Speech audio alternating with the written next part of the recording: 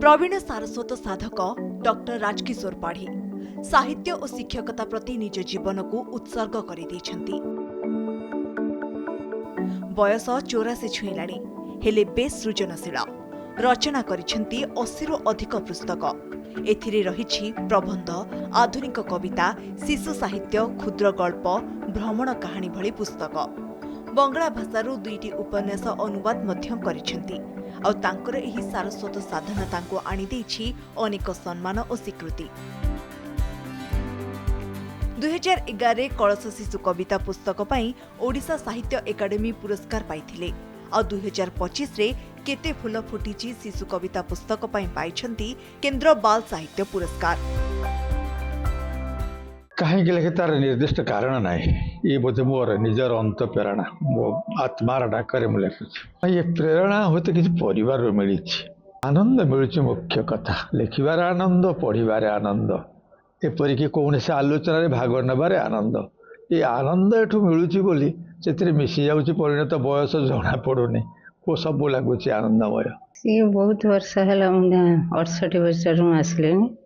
सी तो सब साहित्य विषय सब लेखा लेखी मीटिंग सब अटेंड करती सहयोग करे आ कि नहीं आत्मसंतोष अच्छी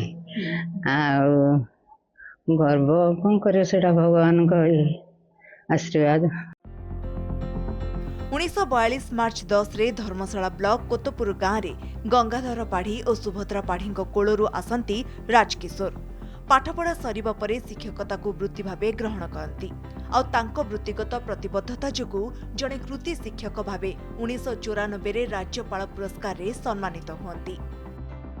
मु जो दीर्घ दिन है साहित्य अच्छी जो प्रथम दिन मु साहित्य अच्छी सेटा राजकिशोर पाढ़ी केवल मु नुह मोपरी अनेक प्रतिभा जो मान हाथ धरी राजकिशोर पाढ़ी साहित्य जगत सहित परिचित करैचंती तांकर साहित्य जीवन सबुठू मते बेसी भल लगे तांकर माने सरलता लेखारे भी एवं हृदय रे भी खूब सरल मनीष। मोर चाकरी जीवन आरंभ जानी सी जने भल सफल लब्ध प्रतिष्ठा कवि शिशु कवि से निकट में बाल साहित्य पुरस्कार पाई से गर्व अनुभव करने संगे संगे सारा धर्मशालावासी और ओडिशावासी गर्व अनुभव कर जड़े भल प्रधान शिक्षक थे जीवन काल भितर अनेक छात्र निर्माण कर शिक्षकता पाई राजकिशोर जेतिकी समर्पित साहित्य पाई से सेतिकी उत्सर्गीकृत 80 ऊर्ध्व पुस्तक रचयिता डॉक्टर राजकिशोर पाढ़ी निकटरे केंद्र सरकार पक्षर बाल साहित्य पुरस्कार पाई धर्मशाला को गौरवान्वित कर। जाजपुर विमलपति कनक न्यूज।